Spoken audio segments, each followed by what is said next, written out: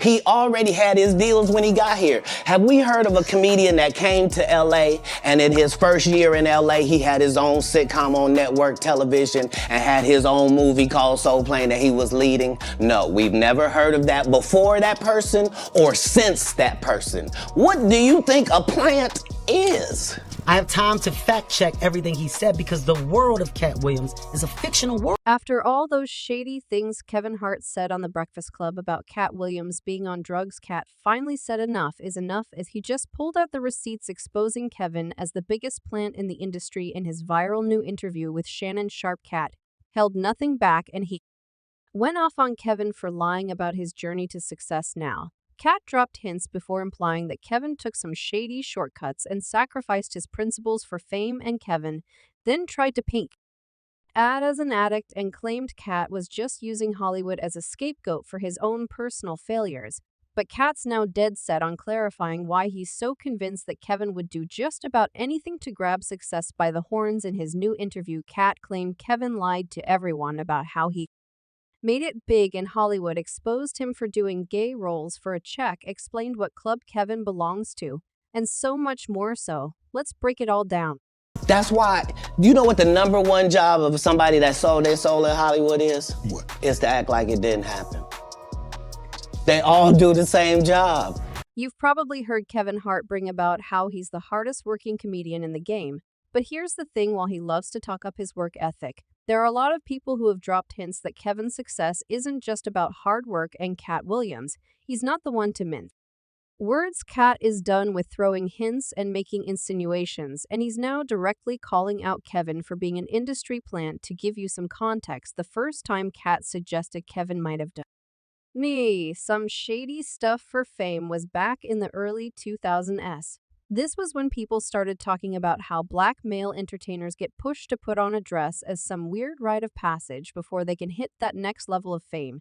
Dave Chappelle was very vocal about this, and back in 2006 he appeared on Oprah's show and recalled one incident when he was asked to wear a dress for a movie he was doing with Martin Lawrence. Dave said no, but the producers kept pushing and telling him all the greats had done it before.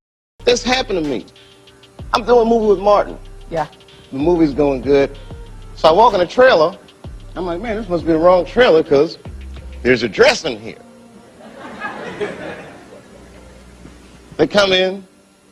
The writer comes in. I think he's the writer. He's like, Dave, listen, we got this hilarious scene where Martin's sneaking out of jail.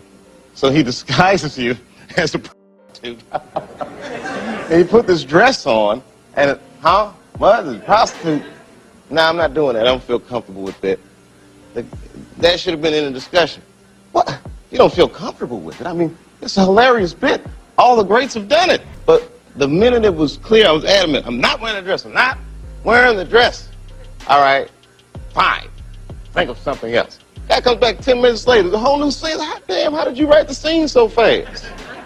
Dave explained that this whole dress thing is not really about the dress itself being humiliating, and it's more about these celebs getting pushed around and tested to if they'll blindly follow orders. Now cue Kevin Hart. Back in 2012, he was asked about Dave's claims that black entertainers get pushed into wearing dresses, and he just laughed it off, claiming this never happened to him. And while he didn't flat out say he'd never wear a dress for a role, he claimed he'd never do anything to compromise his brand. I definitely haven't ran into to put on the dress. I mean, you know, you have to have boundaries. You have to have limits that you refuse to cross. But less than a year later, Kevin showed up in an SNL sketch in a dress, and fans went wild, accusing him of selling out. Now, Kevin wasn't exactly struggling before he did the sketch. However, he wasn't exactly on that top tier level either, and he was nowhere near headlining stadiums or getting major blockbuster roles. And while some people believe it's all just a coincidence and brush off the dress situation is just another wild conspiracy theory, Katt Williams has a different take. So when they ask him about the whole Kevin SNL dress drama, Katt said it's bigger than just Kevin. It's a whole system at play, and Kevin was just taking his turn in it. At the end of the day, Kevin doesn't have to worry about what people are going to say about him wearing a dress because of the long line of dress-wearing people before him. So now I'm saying, why are we picking on poor little Kevin Hart? Because it was his turn next. So, after this dress controversy went down, Kevin's Hollywood status kept climbing. Shady, on the other hand, kept getting into trouble with the law. And the tabloids were all over it, trying to paint him as this crazy drug addict. But then in 2018, Katt stirred the pot again, and this time he threw some shade at Tiffany Haddish, insinuating that she too is an industry plant. Katt explained there were way more talented black female comedians who never got their shot and suggested that Tiffany only hit it big because she's playing to the white audience.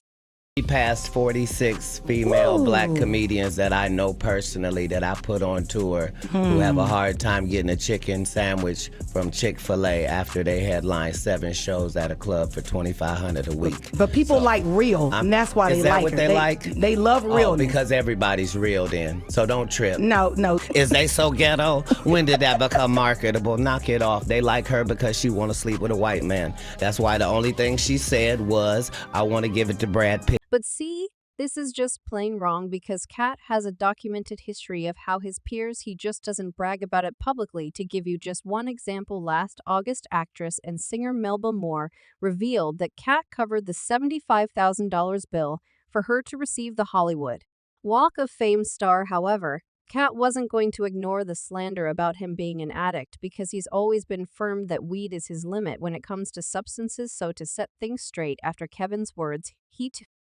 K2IG Live to call out Kevin, so why he wasn't there and off making $85 million. I was over here not making $85 million. But it's all good, I don't mind $1 million a month and keeping my soul, and as long as Richard Pryor was able to be the king of comedy and a crackhead, they going to continue to say maybe I am, but again I urge you, if there's a drug you can do that'll get you Katt Williams level, you should on it tonight. But in case someone missed the message, Katt just came for Kevin again. In his explosive new interview with Shannon Sharpe, and this time he went all in, claiming Kevin is the very definition of an industry plant. Katt claimed that Kevin became successful in the East Coast and was then handed opportunities in Hollywood without having to prove himself there in 15 years. In Hollywood, no one in Hollywood has a memory of going to a sold-out Kevin Hart show, there being a line for him, ever getting a standing ovation at any comedy club. He already had his deals when he got here. Have we heard of a comedian that came to LA and in his first year in law, he had his own sitcom on network television and had his own movie called So PL that he was leading? No, we've never heard of that before. That person or since that person. What do you think a plant is? Maybe people don't understand the definitions of these words. He just did his documentary with Chris Rock, where he shows you that his whole upbringing in comedy was on the East Coast. Yeah, it was so how simultaneously was he here? Los Angeles doing the same thing. It didn't happen. It didn't happen, and I hate to seem like a petty individual for picking apart lies, but Jussie Smoll going to keep lying until you say we don't believe you, according to Katt. Whether you want to call it Illuminati or some other word, the fact is that there's a club of people who run the business, and you either join the club on their terms or you'll never reach that top level of success. These people are not powerful. Satan can't create anything. It includes blessings for his people. That's why you know what the number one job of somebody that sold their soul in Hollywood is. What is to act like it didn't happen. It's a cabal. It's a consortium. They rock with who they rock with and they don't with who they don't. Pat also explained that the difference between him and comedians like Kevin Hart is that he never accepted money to keep silent on certain topics. I've not taken the shortcuts. I've not been funded. They pay you to not talk about things they don't want you to talk about. They tell you that themselves.